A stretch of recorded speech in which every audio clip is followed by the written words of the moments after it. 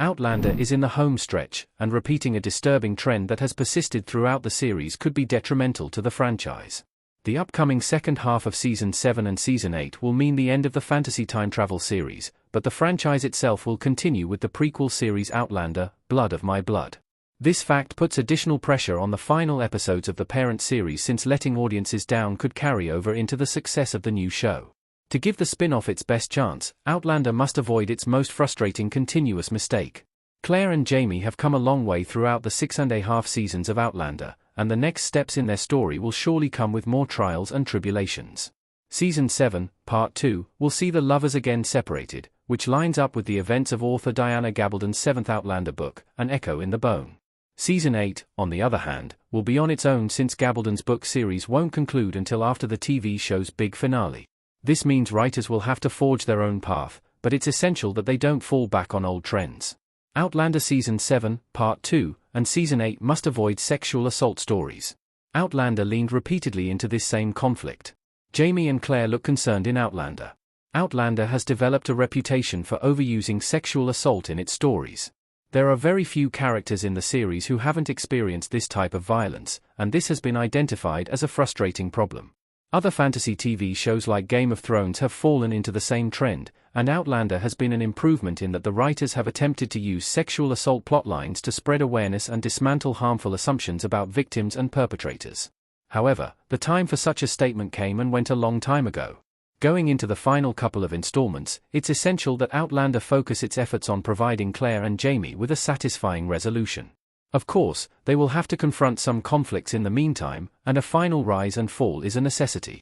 However, once again, depending on the same disturbing form of conflict that nearly every season prior has relied on would be a severe disappointment, since it brings nothing new to the story and results in only severe pity for the characters. Unfortunately, Claire and Jamie's teased story in Outlander Season 7, Part 2, may have tempted writers to bring back this trend. Claire and Jamie being separated in Outlander often leads to sexual violence. Outlander Season 7 is separating Claire and Jamie again. Collage of Catriona Balfe as Claire looking serious and Sam Heughan on the battlefield as Jamie Fraser in Outlander custom image by Kate Bove. The trailer for Outlander Season 7, Part 2, reveals that Claire and Jamie will again be separated, since Claire will return to the American colonies alone to care for Lord John Grey's nephew. This is already a tad frustrating, since Outlander has relied a little too much on splitting these lovers up to introduce conflict.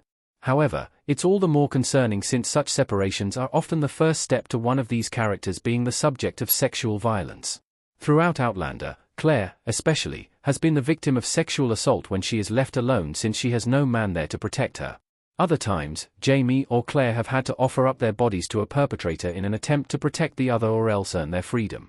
Even Brianna and Roger have been through a similar plotline in Outlander, since Jamie and Claire's daughter were assaulted after she and Roger parted ways.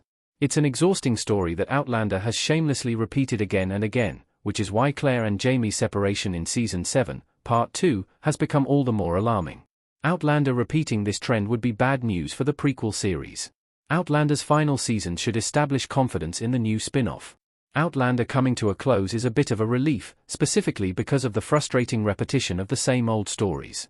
If things were to carry on much longer, it's hard to imagine that Claire and Jamie could be given a satisfying resolution. Still, this isn't to say that the franchise as a whole must end. The upcoming prequel series Outlander, Blood of My Blood is an exciting chance to expand this universe with a fresh start.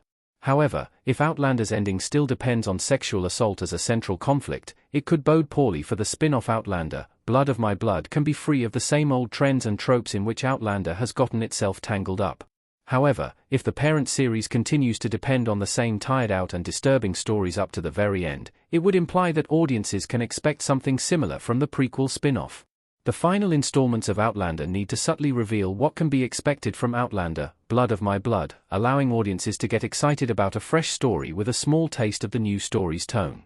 The spin-off's success depends on Outlander's ability to make a change.